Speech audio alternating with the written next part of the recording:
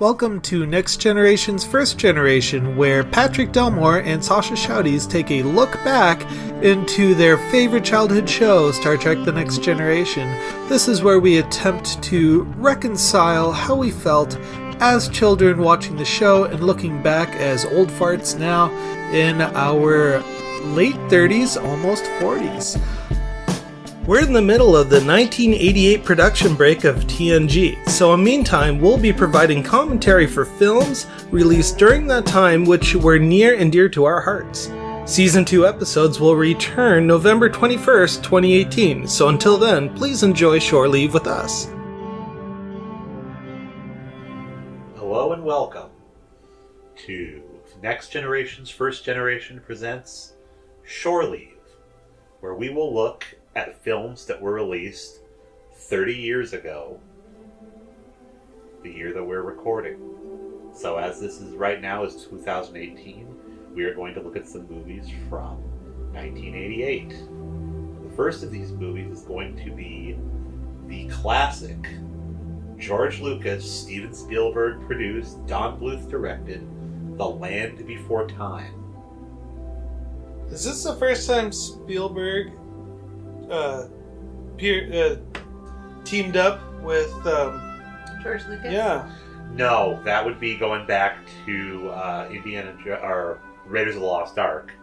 I had no idea.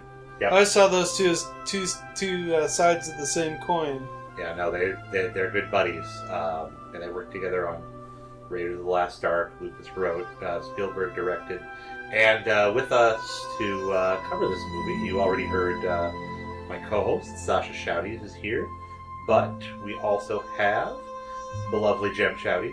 Hello. And the equally lovely and somewhat rugged David.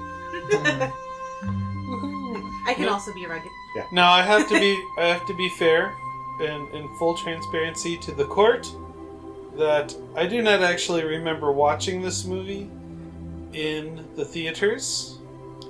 I was vaguely aware of it and slightly annoyed about it as a child. What the first memory I have of Land Before Time was that they've already made like 6 of these. Why are they still making more?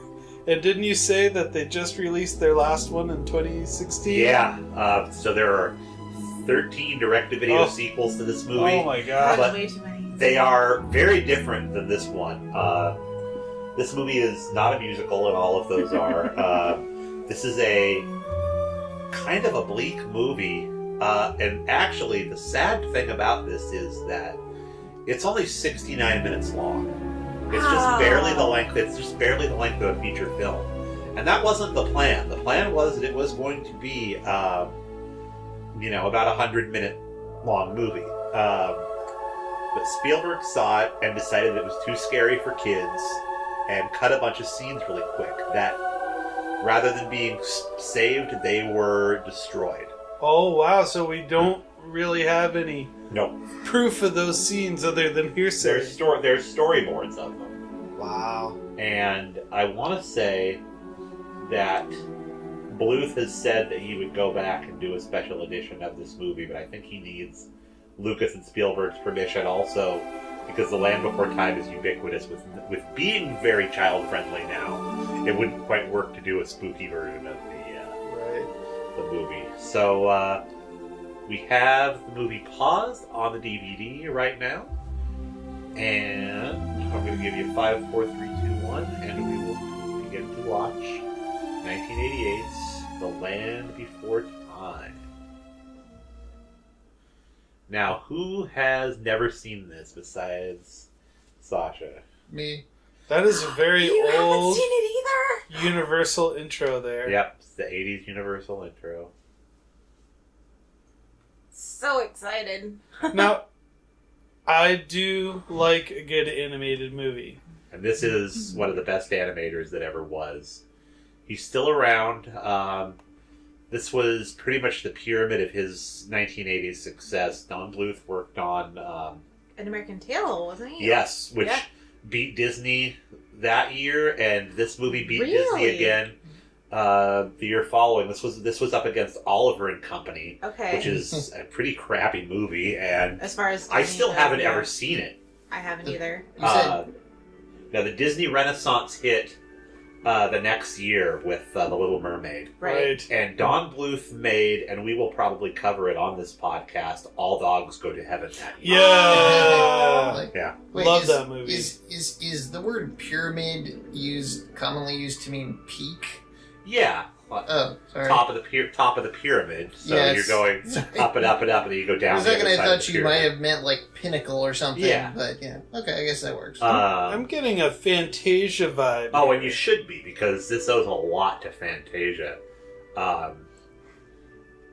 So I definitely watched this movie. I remember the hype surrounding it. I remember being super excited to go see it in the movie theater. I was 6 years old when this came out, and I was living in Mainz-Kastel, Germany, and going out to the Cineplex was like a super treat anytime that we went anyways. And being able to see something that had been so hyped up for a really long time was really exciting. And this was actually... Side note, little random tidbit. This was my favorite movie all the way up until 1992 when My Girl came out, or I'm sorry, 1996-ish when My Girl came out. Wow. Oh, no, That My Girl replaced- was like 92. Yeah, and that replaced my favorite movie and is still my favorite movie. So this held a very special place in my heart for a very long time. And just the emotionality of it really stuck with me after Bigfoot's mom dies. Spoiler alert. Yeah, I love this movie, and it's the only one that I've ever watched of the series. Our narrator is Pat Hingle, who would play Commissioner Gordon in Batman the next year. Oh. And this is a really neat intro. I was just watching this earlier today. It's like talks about how, before mammals, there were these creatures. Now, it was a relatively new thing to show dinosaurs without their tails dragging on the ground. Ah. That's a new thing, yeah. Go ahead, David. Like, even before Jurassic Park, dinosaurs were just kind of in the culture for some reason. Yeah. There was just a lot of stuff involving dinosaurs. Oh, yeah. Kids loved dinosaurs, and it is still and was such an evolving science. I mean, it was not the popular theory at the time that dinosaurs had feathers. We thought that they were, just big lizards. And now we know that they're so much closer to birds, although they'd already kind of figured out here, you can see in this animation, that these tails are used as, to center their gravity, not just as kind of a useless appendage. I find it interesting how there are very few bright, happy colors. Yeah. Not yet. It's Ducky. I love Ducky. Now, who here has seen The Good Dinosaur? I've seen some of it. I've got a young nephew, and we've watched... That was the movie when I was watching him while his brother was being born. That was what I would put on when I would take a shower for him to watch. So I've seen, the beginning and the end of it, but not the middle. It's funny because I remember Good Dinosaur coming out and thinking, I don't know if I could watch it because this is, my favorite animated Disney or dinosaur movie that I don't know if I can watch anything after that. So I'm hesitant to watch Good Dinosaur, but Good Dinosaur is probably not. Oh yeah, but that wasn't a movie. My friend and a whole lot more. Well, I was definitely a dinosaur kid growing up. And I do remember watching this either, you go to a friend's house and they've got it on the VCR, or they might show it in school. It's just the memory was never really clear when exactly I watched this, but I did remember watching it, and certain scenes really stick out. Yeah. I remember Sarah being a complete turd. That kind of stuck. So my introduction to Land Before Time was I had a really good friend in Columbus, Ohio. You know how it is when your mom's friends with another mom and they have kids, so you have to hang out with them whether you like it or not. It was one of those situations. So me and this guy and his little sister would all kind of hang out in the basement rec room, and I swear they only had 4 videos.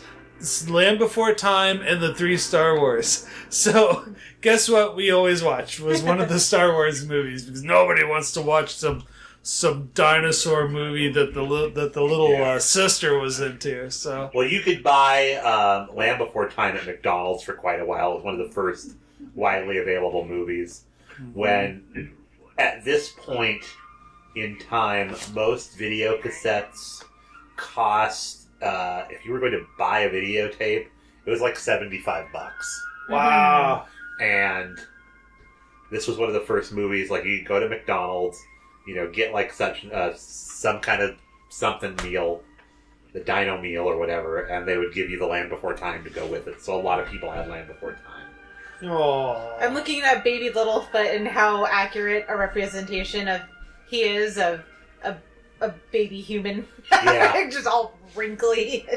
Mama is way too into all these other animals coming in and checking out her baby. Yeah. Babies are not usually able to back away from things, though. No, that's true. Especially I those never noticed the little buzzard-like vulture birds. things Yeah. before, yeah. And let's- young prince. we're going to eat you.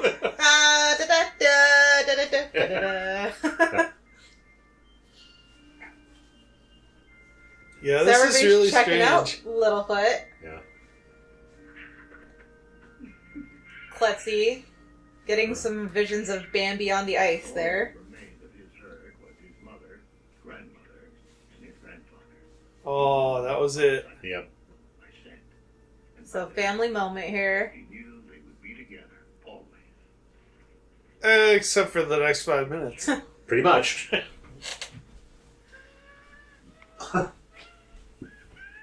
Yeah, get a good yawn in there. Cute. I know, right? I'm not a fan of the animation. A lot of people didn't like this, and I think that's where the Little Mermaid swooped in, and it was like, everything will be pretty. And we'll get the guy that wrote the songs for Little Shop of Horrors Oh, there to you write go. the songs for it. It's funny, that the animation's not very good, looking at it now. Oh, I think it's great. I was going to say, but back when I watched it, I thought it was amazing, especially the leaf scene where he's Yes. going around chasing this leaf. No, it's the drawing style, and my mom has a problem with this. That if like characters are not pretty looking, although she also doesn't like if things are pretty looking. But basically, if the design is not what she thinks is good, then she considers the animation to not be good. Oh, And the animation is amazing. Right. But if you don't like trucks, it doesn't matter how good of a truck it is. Yeah. That's a strange looking leaf there. It's a very It's a leaf symbolic star. leaf Yeah. there. Wow, that's really well done. Yeah. Right. Okay. So this leaf and this whole scene, just anytime that Littlefoot is interacting with this leaf, that's what really is burned in my mind that I remember about this movie. Good lighting, too, because notice how they actually colored Littlefoot differently in that scene. Yeah. He was Yeah. actually orange. Fresh, cool water than you could ever drink. It is a wonderful, beautiful place. Oh, so they're talking about the The- lack of food and Yeah. water. Yeah, they're on a migration. When will we get there? The bright circle must pass over us many times, and we must follow it each day to where it touches the ground. But I like this, watching movies that have this kind of eerie, spooky feeling, but you're still kind of safe. Now, I didn't see this in the theater. This is the crux of the movie here. Some things you believe with your eyes, others you believe with your heart. Quaid, start the reactor. Sorry. That would be 2 years from then. But definitely the same lighting scheme as on Mars as on I was Earth actually of this era. thinking about the belief in what is real, and Yeah. I like it. Uh-oh. Oh. This is Sarah? Sarah. But Sarah, this is- Cera, by the way, for Triceratops. But this is something, again, that Disney moved away from. Is like, here was a hero for girls who was aggressive and bossy, and it was not shown as being a negative. Well, Sarah could have done a really good job at being a good role model for women.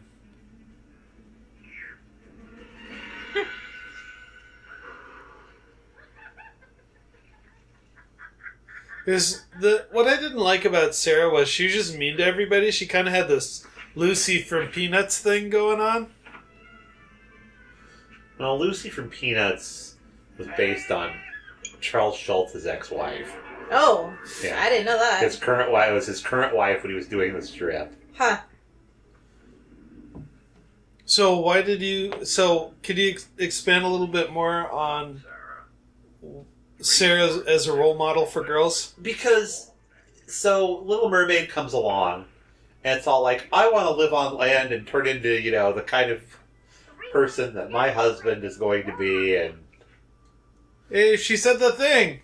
Yeah. Jim? 3 horns don't play with... Oh, she says it even better later. Oh, really? Yeah. Oh, okay. Mother, what's the long neck? And here's a little bit of, self-identity crisis What here. Jem, what would you say as far as female role models for little girls that were not princesses? Who did you have back then? 30 years ago. Well, I was never really a princess girl because when I was... Right, that's what I'm saying. But you had female role models, I assume. See, that's a funny question because whenever anybody asks who my female role model was, my stock answer is that I didn't have... This is going to be like a super sappy moment, but I never really had a female role model until I met my mother-in-law. And she is my female role model. Sweet. And that was... When did I meet your mom? 17 Look at years that. ago? Something. Look at that. Yeah. Look at that. That almost reminds me of, those Japanese paintings. Yeah. That are just... That almost pretty. looked like watercolor. Yeah, Yeah. I bet you it was, yeah. Yeah, I will stick up for your mother-in-law, who I know somewhat well. I've met her on a few occasions, and she is a pretty awesome lady. Yeah, I see. That's a really interesting question, and now I have to think. Who was my female role model growing up? Because I guess I was so not even stuck up isn't the word I'm looking for, but it was very much depend on yourself, be your own role model. You don't need somebody to look up to. Mm-hmm. Look up to yourself and try to figure out who you want to be. So. But Yeah. Did you watch Tiny Toons and think Babs was cool? Babs was okay. Or Dot on I did like Animaniacs? Dot. Yeah. Yeah, Lisa Simpson is a big one from our generation. No, you know who my female role model was, now that I think about it, was She-Ra. There you go. I was a huge She-Ra There fan. you go. Just because, she could kick ass and take names, and of course she rode, a unicorn-like object, which is a plus for me. Yeah. This is really good cinematography there. So I can't really hear the dialogue.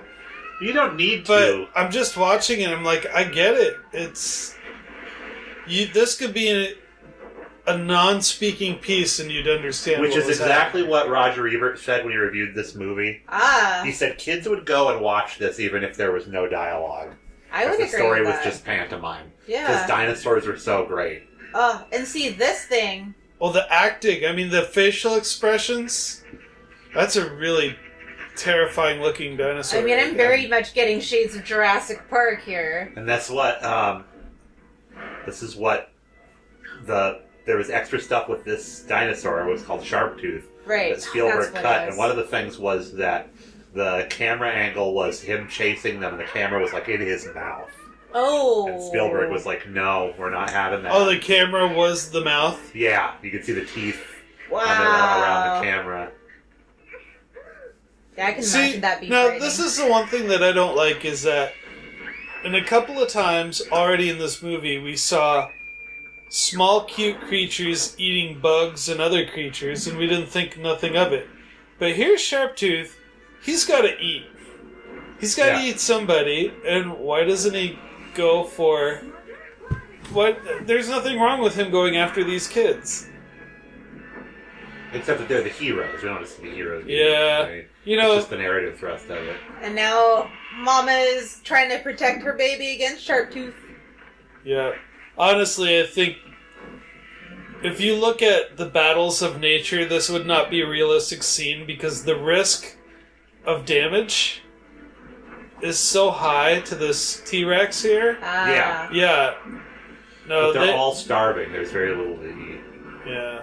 They're actually suggesting now that T-Rexes are more of a carrion type species Okay. rather than a hunter. See, I can believe that because what are you gonna do with your short arms? You know, you can't really do much. Oh, So poor, yeah, you would have to be a carrion. yeah, poor mom there.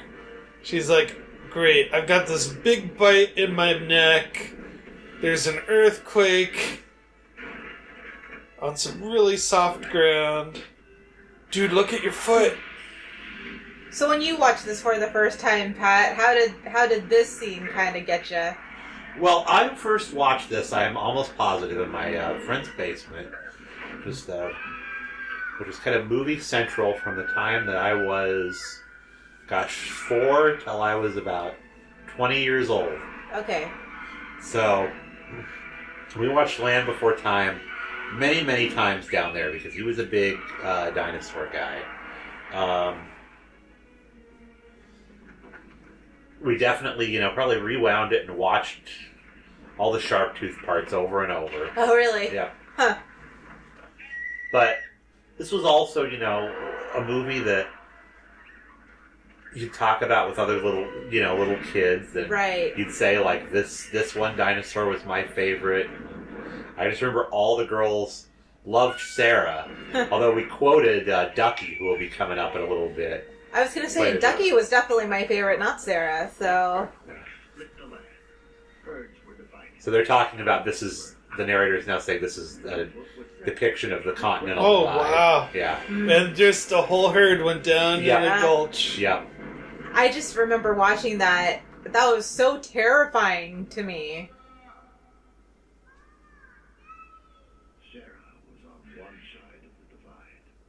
And I very distinctly remember because this was, right.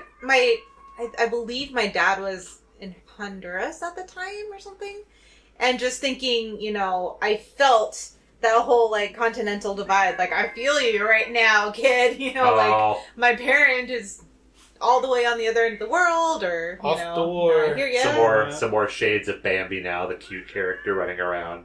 Yeah. Mother! Oh. Now, which studio put this together? Universal? Yeah. Okay, because I know Disney stole a lot of scenes from one movie to another. Yeah. Oh, I guess this scene was a lot more graphic as well, and I then was trim gonna- it down. Right. But this is still heavy because Bambi's mom is just like she's there and then she's gone, and this when you get the sad goodbye. Yeah. I believe in Bambi. You see the shot, but you don't see Mom No, die. You no. don't see Bambi, hanging out with Mom. You just know. Isn't Yeah. there just a cutscene? Well, the deal is that they go to the meadow, Uh-huh. and he's all like, she's all like, "Oh, don't run on the meadow," and he goes somewhere, and she has to find him, so she has to go out in the open. And she had shot, Right. and then he's like calling and calling, and then his dad comes out. This is the first time you see his dad. He's like, "Yeah, your mother ain't coming back, kid." Now, isn't this the dialogue here? She's like, even if I'm gone, I'll Yeah. always be in your heart. Oh, Even good. though I was you wondering can't- what she was saying. Yeah, Even if you can't see me, I'll be with you. Is Yeah. what she tells him. I like how she kind of becomes part of the land there. Yeah. It's great cinematography. And then, from here on out, basically the leaf is symbolic for Littlefoot's mom. Oh, At least is what I thought. Yeah. Because that's life. So. And she picked it for him, so, The tree star, they call that leaf. tree star. it's a big caterpillar. That would be so awesome if that was true. Who No, are you? This is who are you? Exactly. Not fair. He should have known better. Oh, quick, my heart. It's so hard to watch, like, in an... I don't know if it's counts as Uncanny Valley, but just in an animated movie, when a character gets hurt, or like a cute character looks sad or angry, how hard it is to look at them. Yeah. But this is the old man telling it about the circle of life.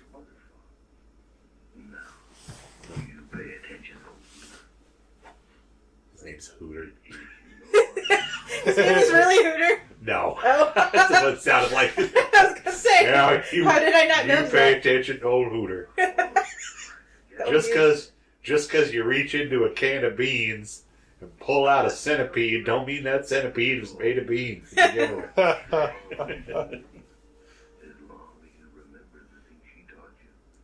This makes me think, David, you remember the episode of Frasier where God, look how sad he is. The episode of Frasier where he's competing with the black woman that does kind of folksy wisdom. Yeah. And he keeps trying to come up with stuff. It's like, just because your dog gave birth in the oven, don't make those puppies corn muffins. Wow. Oh, cute. Yeah. It reminds me of Sascha from Peter and the Wolf. Yes. Oh, yeah. The music, very much that music, yeah. the bird theme. I don't remember any of this. This is great. Yeah. Super cute. Oh, she just got bit on the bum right there. Yeah. If Sumo was a baby pterodactyl, Sumo is a character from a television show called Clarence, Yes. which we like to watch. Yes. Hup, hup, hup. Nice. That's mine. Wow. That's a mom. Yep. Oh, God. Your mother's dead. I've seen some stuff. Yeah. Oh. I need an adult. Oh. Very, very badly. It reminds me of a sad dog who didn't get his walk yet. Oh. I'm just gonna sit here and breathe. And they've even animated the breath movements. Yeah. That's great. Here, I'm trying to cheer you up. No. Oh. And there's this leaf star? Star leaf. Yep. I love this, like, desolate landscape. The world probably never looked like this. Yeah. I mean, dinosaurs we now know didn't really look like this. Right. So this is all completely it's the subconscious of the human mind of what the primordial This is world Earth, France, about 4.5 billion years ago. Yeah. So sleeping in, that's Mama's footprint. Yeah. Oh, there we go. And then the divine leaf. Yes.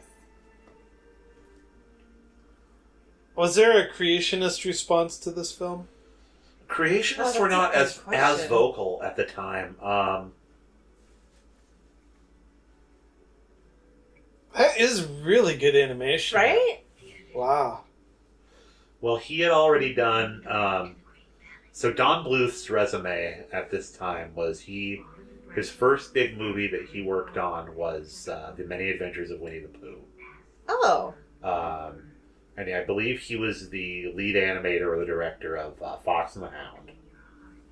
He did that cartoon that we used to see all the time when we were kids, but it's very hard to find now, about the little boy and the donkey from Disney. Yeah. That was directed by him. Then he did, and Black Cauldron he did, and that was kind of that was one of Disney's biggest flop to that point. But then you had Secret of Nim, I American forgot about that Tail. movie. When did that one come out? Secret of Secret of Nim? Nim was 86, I want to say. Okay. I think That it was was a- 82. Oh, you're right. So he just saw in the leaf his own reflection and Then he heard his thought- mom's voice about finding this lush valley. That was, He really thought this was his mom. And He it's thought the just flicking shadow her- was yeah. his mom. Yeah. Oh, yeah. Ugh. She's dead. Ugh.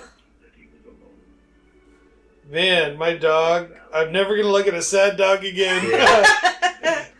in the same way. Yeah, I bet you that is watercolor, because especially the sky. Well, it's still cell animation, Yeah. Okay. so it's layered. They probably did the character movements in oil and then the backdrop in watercolor. I'm going to find my own kind. They're on the other side. Maybe you can. Wait, I'm going to the Great Valley. I never understood why Sarah's so angry all the time. She's just Sweetheart. from long necks. Racist. Right? Pretty much. So, Littlefoot, that's where you leave her down there. Yeah. Find a better friend. And scene. Well, she definitely has the biggest... In my opinion, I think she has the biggest character arc. Or the character... Development. Yeah. I have to take your word for it because I don't remember. Oh, they become buddies at the end. And she sticks up for him. Man, this is sad. Right? Did kids cry? I did! Kids did, yeah. I cried so hard. I'm like, no. Just gonna walk off with my leaf. I don't need anything. Just this leaf. Pretty much. And this volcanic vent. And this pebble. Well, And these cherries that the birds brought me. Oh. All I need is this leaf, this volcanic vent, and these cherries. Here comes Ducky, and this is, oh god, the saddest little. Oh, so sad. That's the saddest face right I there. know. It's like, alright, take everything. Take my money. Yeah. Just stop crying.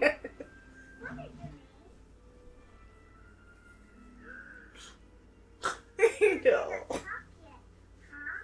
Can't talk yet, huh? Don't you know anything? Now my nephew, who's 4, got to see this when he was 3, and he just loves this movie. Aw. He loves I'm along that too. See? Brachiosauruses. Now, what's the first movie you remember watching? The first movie that I saw in the theater was E.T. Oh. It was on a re-release. Okay. Because I was about 2 when I went to see it. Somebody showed it at a birthday party. Like, you remember? Oh, you're... Yeah. Oh, 2? Yeah, it was not the original 1982 Right. release. It was a re-showing in the theater before it. That was another affordable video, so that got watched a bunch, obviously, when it came out on video. But then when I was 4, when Aristocats came out, we were watching, and this was again a re-release, because Disney would re-release all of its movies in a cycle. So Aristocats had come back into theaters, and my dad and I were watching Entertainment Tonight, and he was like, hey, do you want to go watch that? And I'm like, yeah, when? And he's like, right now. That was a beautiful color change right there. So Yeah. he was gray, and as he went around the tree into the sunlight, he just did a nice orange change there. Yeah. I think the first movie that I remember, obviously I'm not that old, but I grew up in Hanau, Germany, which is the birthplace of the Grimm brothers, and they were doing a Grimm's fairy tale festival, and we were watching Snow White and the Seven Dwarfs on the big screen.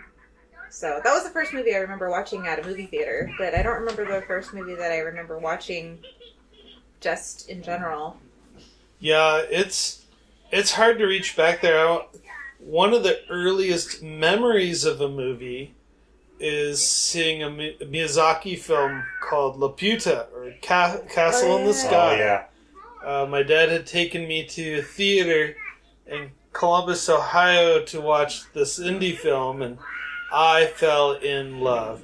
But also, there was another film that came out that I loved as a kid. It was The Dark Crystal. Nice. Oh, right. Now, when was that?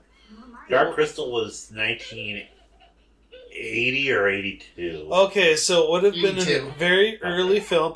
Actually, before I wasn't really into movies all that much, so we were very, very poor growing up. And so we didn't go out and watch movies. It just wasn't really an option.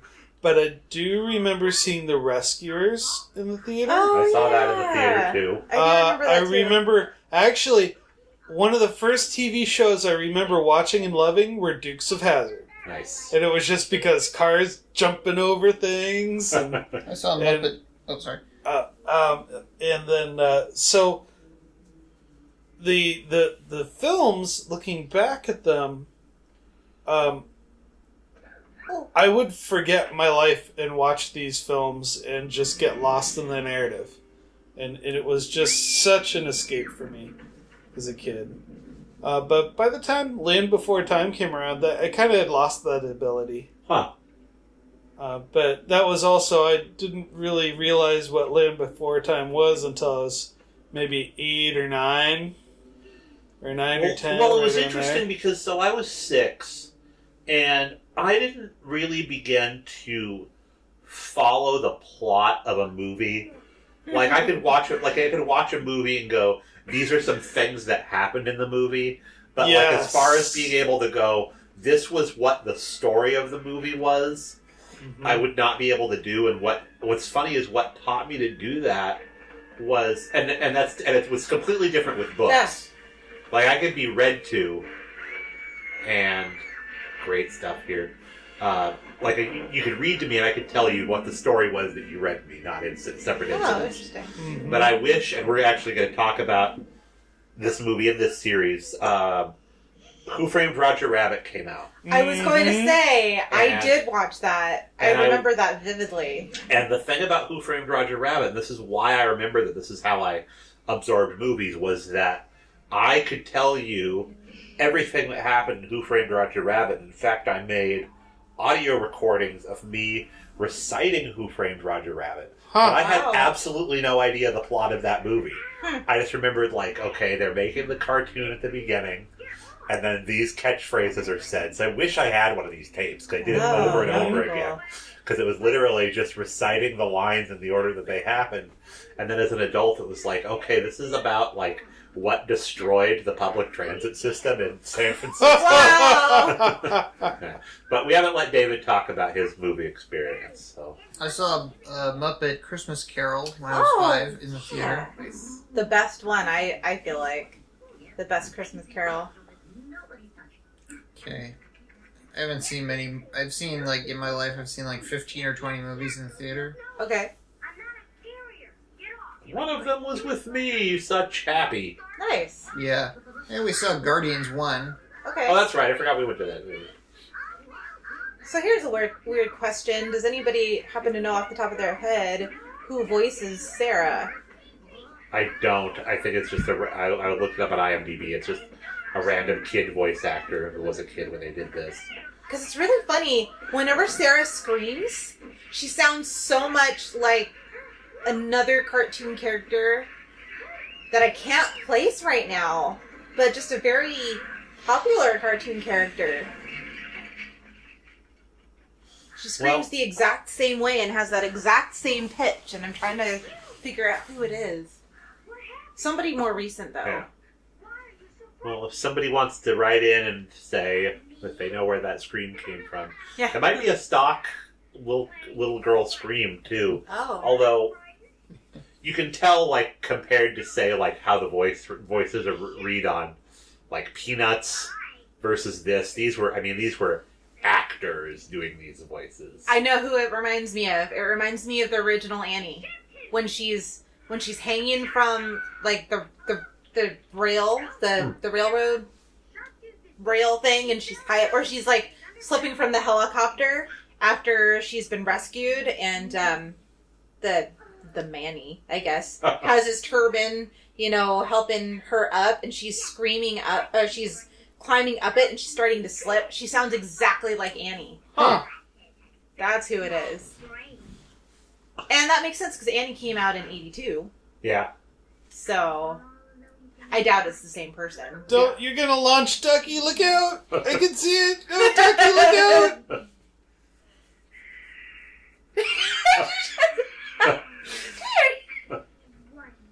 She's telling her story of how she encountered Sharptooth. Yep. Yeah. And we can just tell that from the body language. This is why this is so good. Yeah. I don't know why I never noticed that before. I think that you bring up a great point that this whole thing could be pantomimed and you could still get the story very much. Yep, she launched it. No! Don Bluth loved twisty corridors and like pieces of string and stuff, which is very evident in like Secret of Nim, where the crow is all tangled up in the piece of string. Loved that movie. And there's one more egg to be born. Ooh, guys, we're gonna have an omelet. Lunch. Oh, is this the lazy guy? I think so. The lazy turtley guy? Lazy turtle. Nope, don't want to hatch yet. You should come out. You should. Yep.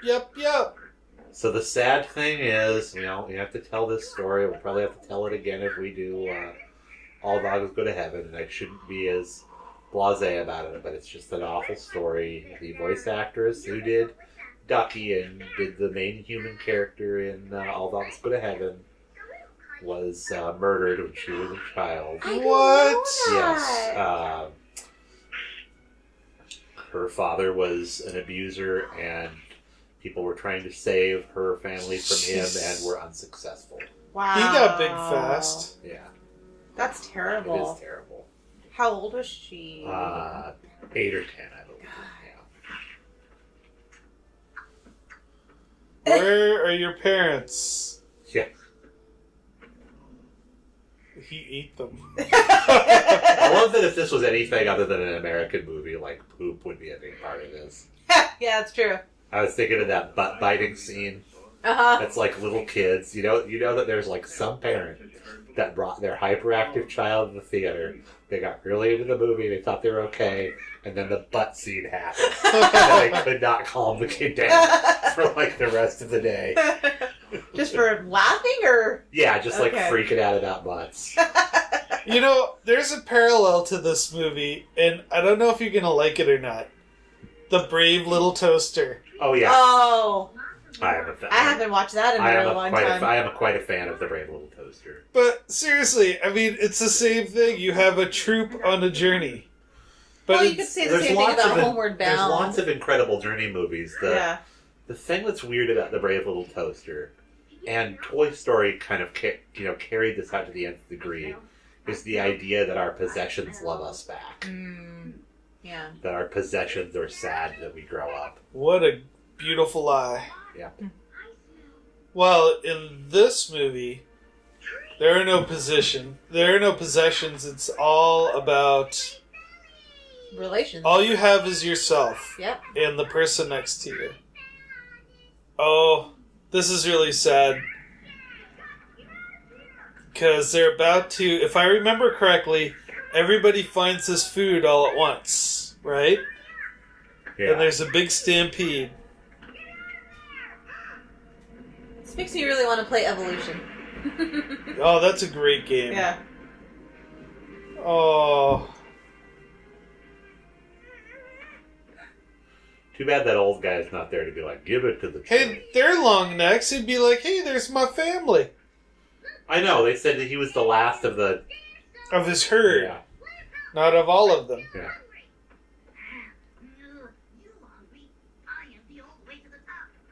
I keep forgetting about this dude. Yeah. He reminds me of, was he a bat in Fern Gully? Yeah, that was... Robin Williams was the voice of that band. That's right.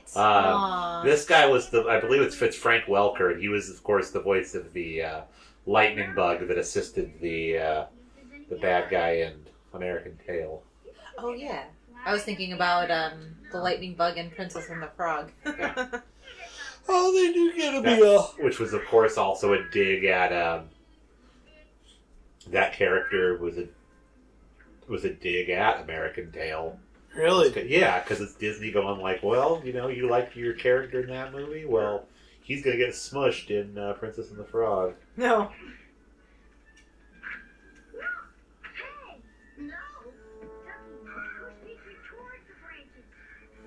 Yeah, dig up, stupid! What's that from? I can't remember. The Simpsons. That's right. Well, let me just put my cranium here really quick. The proportions there are great. Wait, does this flying dinosaur have a fear of heights? He hasn't figured out how to fly yet.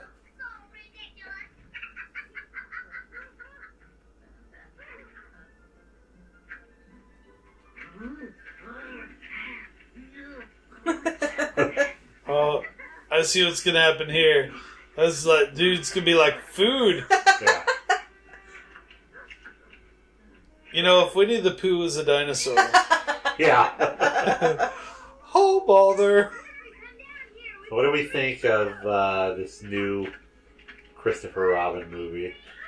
I haven't watched not it. seen it. So there's the one that's been released already, which is okay. It's with Domhnall Gleeson as adult Christopher Robin. Or no, Domhnall Gleeson plays A.A. Milne, the father of Christopher Robin. Oh, okay. But there's another one coming out that's more of a fictional one where it's Ewan McGregor and he plays Christopher Robin, who's like grown old and jaded, and all of a sudden the toys start to talk to him. Oh. And it's got, Jim Cummings as the voice of Winnie the Pooh. The trailer's really sweet. Huh. That's So here's really Sarah, sweet. really irritated that she can't get any food. Yeah. And She doesn't want to help.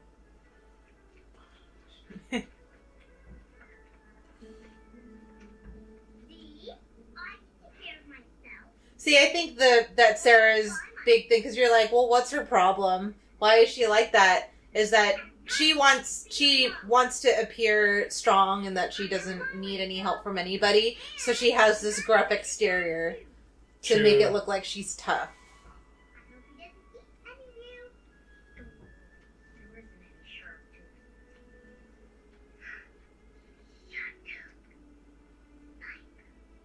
So is Ducky a boy or a girl? That's a girl.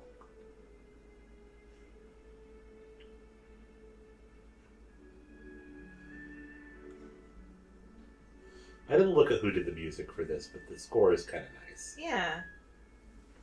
Aww. This That's guy's when just your, like, when your great big dog wants to get in bed with you. yeah, he's good at that too. He'll sneak in. He Very doesn't want to move slowly. either. Yeah. Nope. Dexter actually moved. Ditto does not move. He is the immovable force. I actually think he gains 50 pounds once he falls asleep. That was the one time I ever let my dog Amber, who was my dog when I was a teenager, sleep in the bed with me. Yeah, every time she slept in her dog bed, she slept all curled up in a ball. But when she Aw. slept on the bed with me, she had all of her legs straight out. So now that can't be his mother's footprint. It's a footprint. It's a footprint that might be like his mother's. Yeah. It's just, I guess, You just want to give that poor long neck a hug. Yeah. It's like, look how much he fun. finds comfort in It's like, look how much fun everybody's having over here. I don't It's know like about you're really gonna miss out when you're a teenager, dude. Ducky doesn't look like he's having that much fun. No. She? Yeah. Oh, sorry. I can't keep track of. Yeah.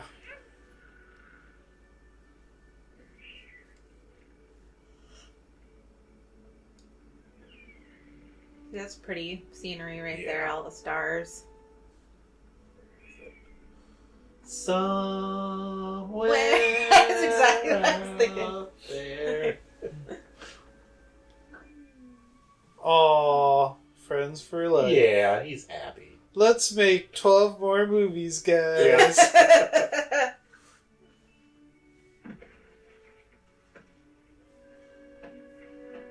Aww. Aw. Group hug. Oh, she's cold. I'm all naked and wet.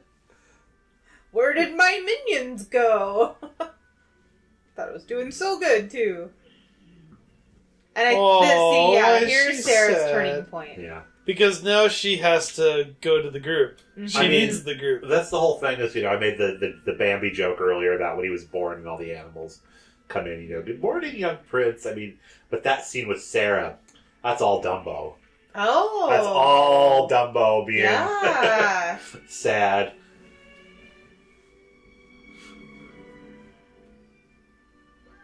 That's a big spider. If you Yeah. do perspective from below. Yeah. It It was the age of wonder. Yeah, this is a pretty gloomy movie. Not a lot of bright colors. Nope. he flipped. Oh, she has green eyes. Mm-hmm. It just makes me sad that, you can blame Spielberg for it not quite being all that you want it to be. Because Spielberg should be the one, who is bringing that innovation and really cool stuff. And yeah, there's innovation here. The leaf. No. Dun dun dun. You think he'd He's be so numb large that when you look at him from a distance, you can see the curvature of the earth. Like, That's one thing I don't like about when I listen to people critique films. It's like they blame it just on one or two people whose name happened to be on the film, and there are thousands of people involved with Yes. making this film great. Yeah. From the art department to the music to the folks in the editing room, that's- the storyboarding. Hey, it's a Natural Bridges Monument. Yeah. It must be in kinda does. Arizona. that's the whole thing. Is especially an animated movie, is the product of many, many, many, many, many hands. The Simpsons had a great joke where they went to the animation studio in Korea and it showed all these animators that chained to their desks with armed guards, right, walking around. What's funny is that there actually are NGO animation studios in North Korea, like in Pyongyang. Really? Yes. Huh. There's a fantastic graphic novel by a Canadian animator called Pyongyang about working in an NGO. I heard about animation that. studio. Yeah. It is such a good book. I want to read Cannot that. recommend it enough. I can't think of the author's name, but it's called Pyongyang. Yeah, I ran across that in It is one of those super liberal bookstores down in Olympia. I've read it a couple of times. Well, I want to stress that it is not propaganda on any level. You see that? The clouds are moving behind the cloud. Or the clouds are moving behind the sun in that scene. So they just got a gotcha because they made this long journey to what they thought was the lush green valley, and they come upon it and it's still desolate. Well, they haven't come to the Mountains of Fire yet. Right. I love that idea. There's two things that I like in fantasy-type movies. Yeah, clouds moving behind the sun, and people standing above, like being on like a mountain and standing above where the moon is on the horizon. Yeah. Which is really neat. So why are they fighting? I'm confused. Well, Sarah's a little miffed that they made this long journey and it's not what they were looking for. And I think we might have missed it, but I think she played the long neck card again or something, and Littlefoot got really irritated. It's like, dude, stop picking on me. And so now they're just having a little tizzy. Spike's hiding.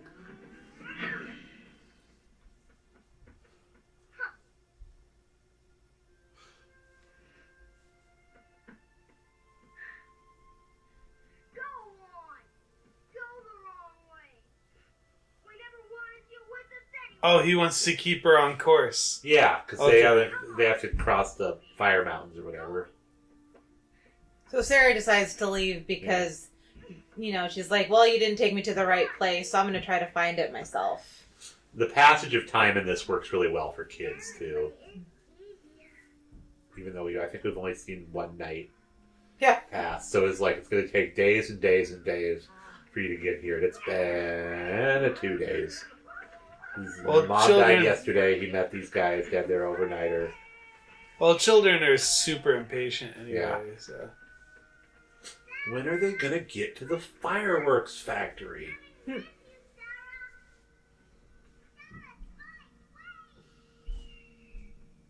And Ducky is just I love that they have the, optimist. what's the hawk cry for some reason. Oh, yeah. Yeah, why would they have a hawk? They don't Because have they're in the outside. desert. Yeah, I know. Yeah. It's went to the beginning of the movie explaining that those animals don't exist, and they have like the hawk scream. That is really terrifying. This scene? Yeah. Oh my gosh. Yeah, Ash has been just slowly starting to fall more and more. And just a random skeleton.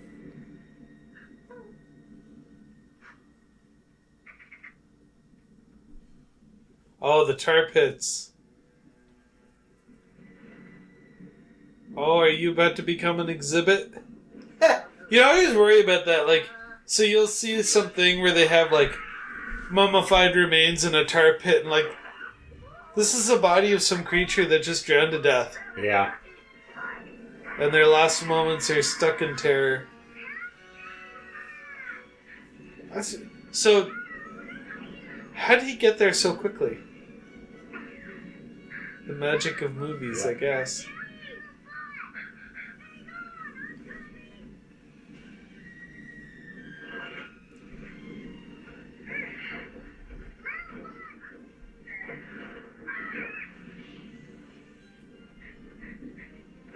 The edges on that seem so, like, square. Yeah. It's all, like, if this were Lovecraftian, it's like, this was the original pencil and Jeez, tape just... made by the great old one. They're way too walk the earth. They're way too comfortable with walking in that tar.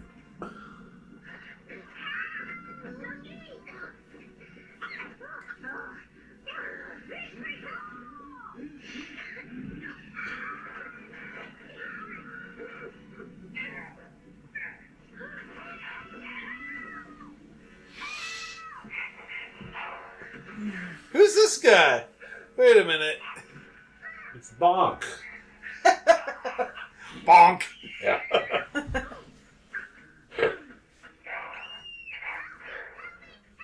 Oh, that's like kids' reaction to, like, mean dogs. Yeah.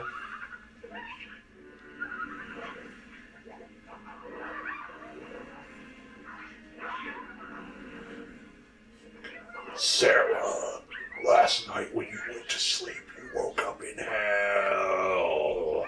In hell. It turned out that long neck Jesus was the real God.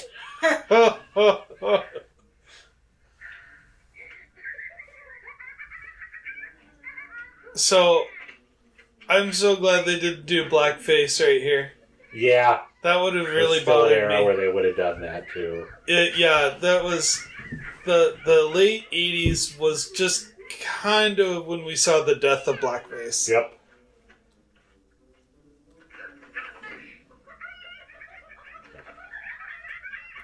We almost died back there, guys. This is great. Yeah.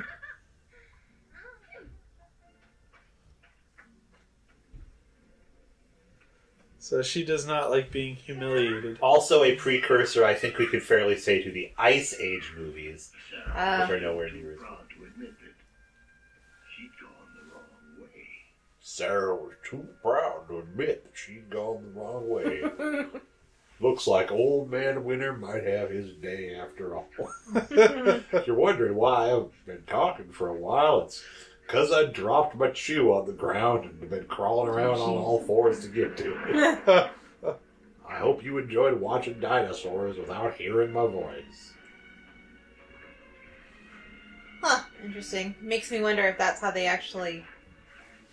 if that's feasible as a way for the dinosaurs to have swam back then, because you would think they would drown. Well, just if you've ever seen an elephant swim, or a hippo, or a dog, or Yeah, a elephants pig. swim. Okay. They all kind of swim the same way. What do we do? Look, we'll coach him to the deep end of the pond. He can't swim with those scrawny arms. Me and Spike will go up and So they're planning to drown this dinosaur. fall into the water. You whistle when he's just at the right spot, where the water gets dark. You know, it didn't occur to me as a kid that they're plotting to murder somebody. Yes. It's premeditated, too. I was just thinking that, the dopey look on that guy's face. Yup, it were premeditated. Jeez. We told that sharp tooth right where to go. Oh, they got Bonk. Yeah. Hey, Bonk! Come here. Oh, no, that's not Bonk. That's Ducky. No, the guy is tailing. Oh. What's that? I heard child's tears. There's a horrible monster. If he hears children cry, he comes nearer. Don't ever cry. So where's Pennywise? Yeah. Ugh. Well, that worked a little better than we thought. It was easy. Now Ducky can swim. Too easy. We have to assume so. that there is a bigger sharp tooth. Yeah, why isn't he drowning? Water's not deep enough. Oh, he's not in It the was deep only end of the baby. pool. It was only baby deep. Oh, look at that.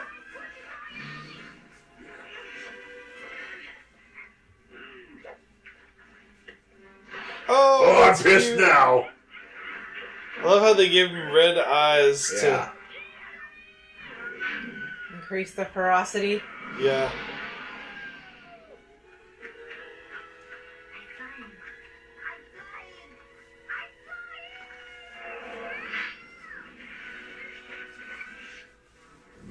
We need Sarah to push this boulder over.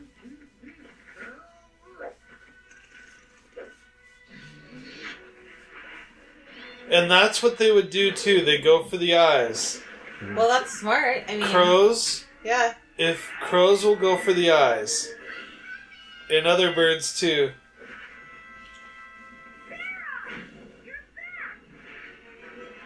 A dinosaur story, if you will. Oh.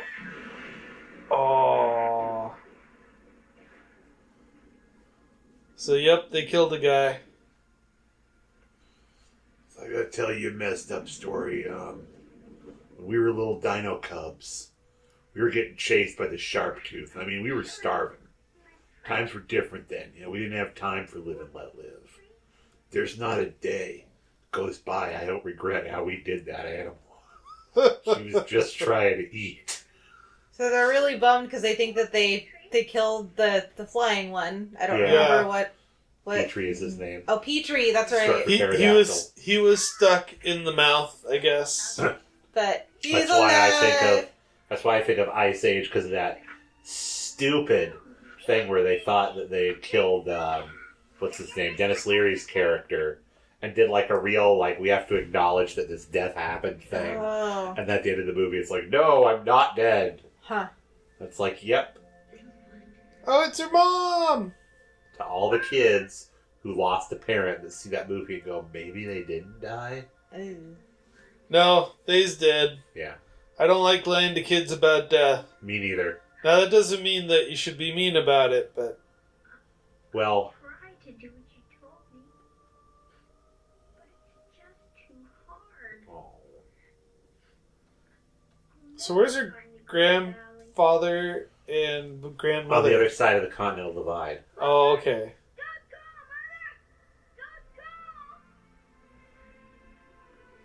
This poor kid. It's had a rough few days, Yeah. man. He's gonna be that guy who grows up with mommy issues.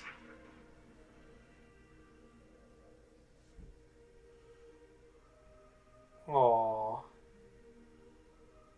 You can do it.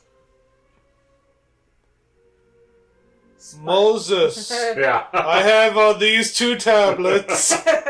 Spotlight, Littlefoot. Well, no, this is the, this isn't that part of the story. It's the, your people will make it to the promised land. You will not. And finally, It's the some Genesis vibrant cave. colors. Well, it's not even that. I mean, metaphorically, what happened is they all died. Yeah.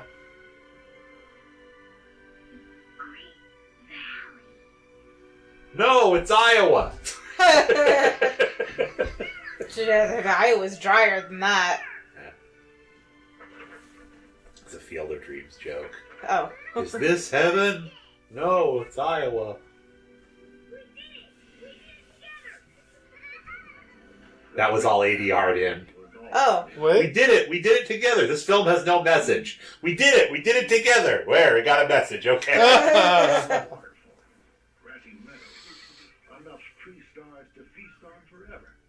tree stars, and absolutely no predators. Yep.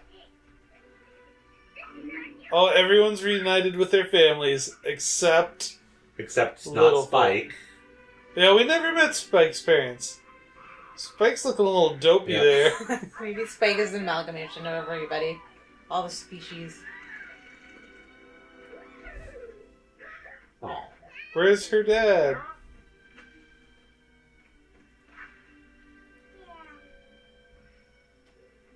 Okay, maybe she doesn't really have any. You were on the other side of the Continental Divide. Yes, I was. Does this mean, yep, you're dead?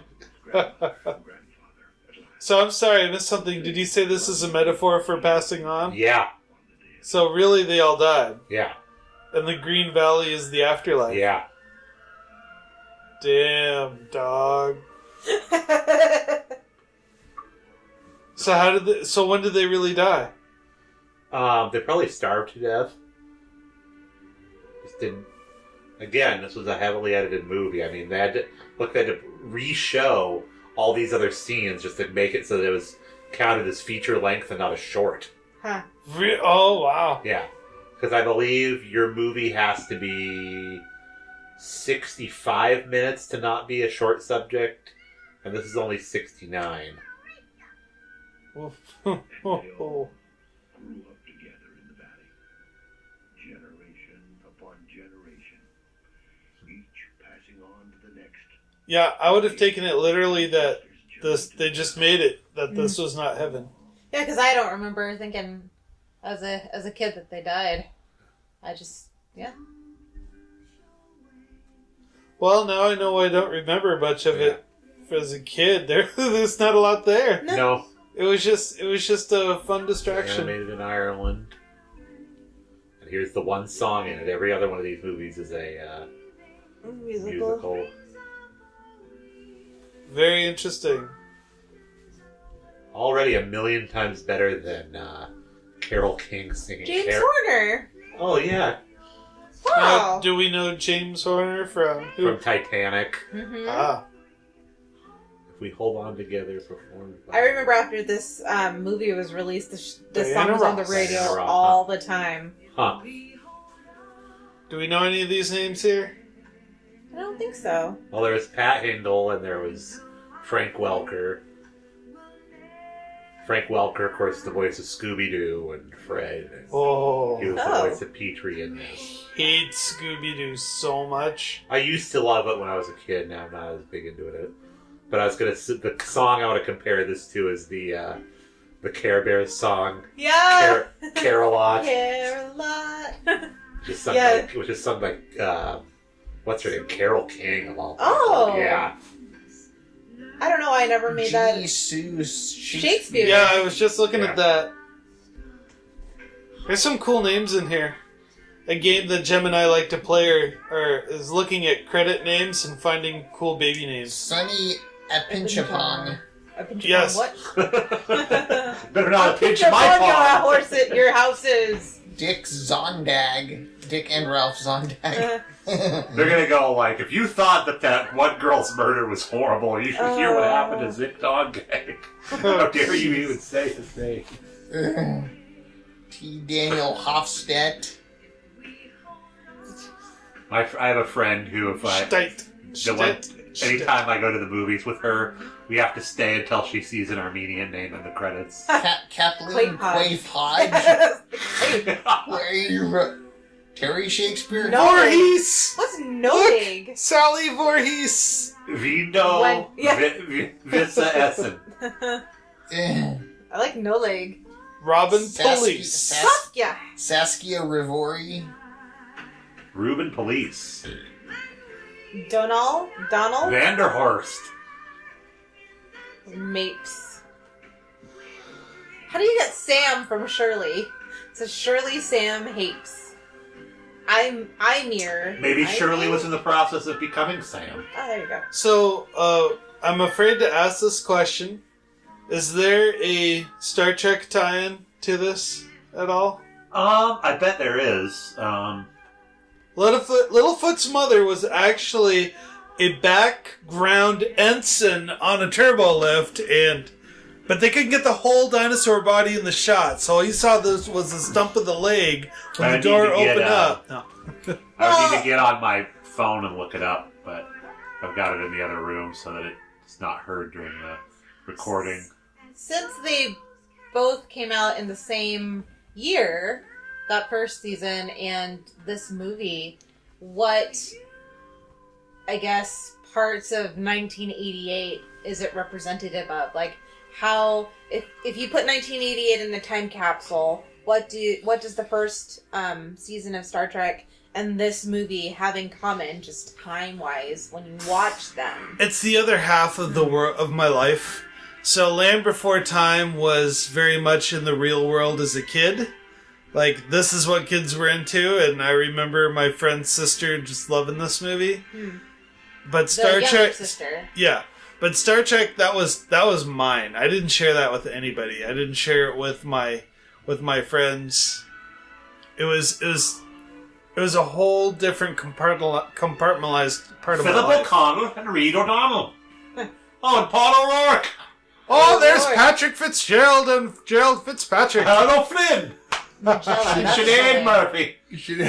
Well, it's funny because I was just the opposite, you know. As we all know now, I wasn't really a Star Trek fan when I was a kid, and I'm still not very much a Star Trek fan. And but I really love this movie, and this movie, like, all my other friends loved it too, and so we would always talk about it in elementary school. So yeah, it was kind of the opposite, where nobody knew that I liked Star Trek back Annabelle then. Conway. What's Bernadette that? O'Connor. Agnew. O'Donnell. We got Carol. Ethne? O'Toole! Peter O'Toole! Not the Peter O'Toole from Cinetron Computer Systems. Wow, there's a Dubbed in camera Ireland. computer. Yep. I wonder how many of these people owned a DeLorean. Not a lot, probably. Probably not a lot. I really like that name. I International want to see how it's Development pronounced. Authority of Ireland. I hear the movie Excalibur was a big boost for the Irish film industry. 1988. Look at all those MX's, L's, and I's. Well, thanks for joining us on Shore Leave. Is this the... Oh, Don Bluth film. I was like, his logo is suspiciously similar to the Imagine Films logo. It was like Ron Howard did this too. All right. So, again, thank you for joining us on Shore Leave. We hope to see you soon.